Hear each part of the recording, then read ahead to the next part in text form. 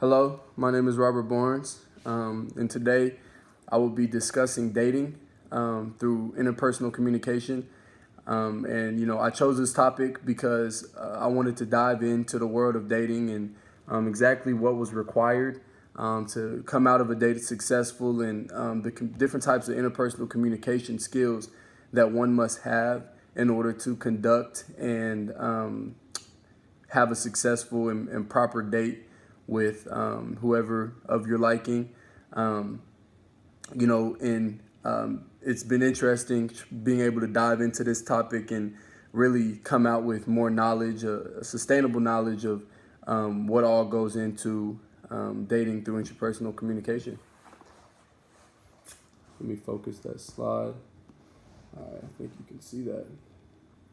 Okay, so first, I just kind of want to talk about the different types of interpersonal communication skills that one can acquire through dating and which interpersonal communication skills you tap into when on a date. And I came up with the listening abilities, of course, communication, decision making. I mean, at the end of every date, you're going to make a decision on whether that's your last date or your first date. Persuasion. I mean, any guy, any girl is going to want to persuade the other person in liking them and along with being themselves, but persuasion definitely plays a factor. And then emotional intelligence, of course, because you kind of want to see where a person is emotionally before you decide on that other date. So for my research question one, I decided the best question would be what is the relationship between the provided means of communication and the dates attended? Now, what this means is that the three means of communication, of course, are face-to-face, video call, or sending a text message. These were all essential in this project because they help in understanding how the respondent felt after attending several dates. Second, from the information provided, one can tell whether the date was enjoyed or a waste of time. Finally, there was a need to use different means of communication because meeting someone and discussing face-to-face might not be valid, or making video calls as well because people prefer writing down their feelings and thoughts.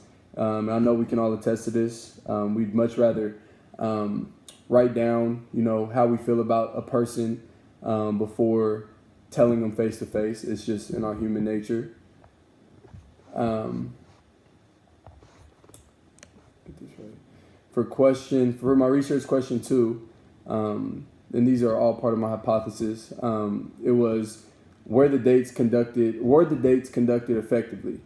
From what I determined was that the dates were conducted successfully, and this can be confirmed by the number of dates attended, and by how many people showed up.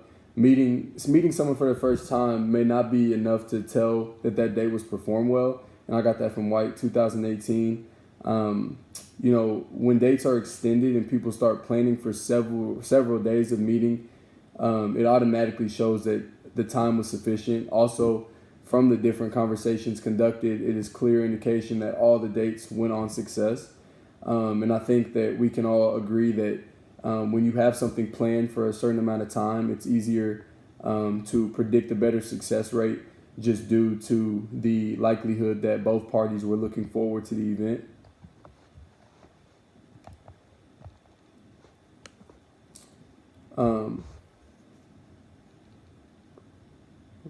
See all that? So for research question number three, it was what were the outcomes of the dates and the benefits that the respondent experienced after attending several dates.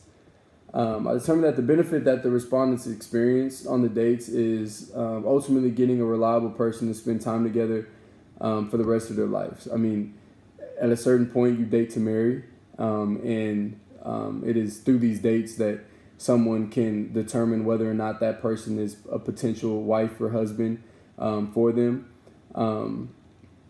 He claims that that he enjoyed having a partner who would be helping him in his activities as well as being there for him anytime he needs someone to share his time with, basically. So I mean, anytime you're in a relationship, you look forward to somebody that can be there for you, no matter what. So for the method section, I determined, sorry, making sure all this is good. The best methods for collecting data in this research, of course, are the use of interviews, questionnaires, and observation. This method is useful, especially when dealing with a larger population.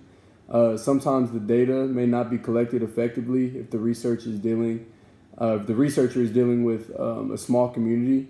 You know, in a small community, you have more room for error. Just because, I mean, it's a smaller pool of people, so you're getting the same type of personality with these dates and the same type of conversations going on because of the small pool. So with a larger population, it's easy to collect data through the interviews, questionnaires, observation, just because you're able to analyze more people at one time. You know, this method aims to help the researcher gather more information about doing the project to be successful. You know, like I was saying, I mean, it's easier for the researcher to obtain and gain a lot more information with a larger pool of people to determine a better outcome.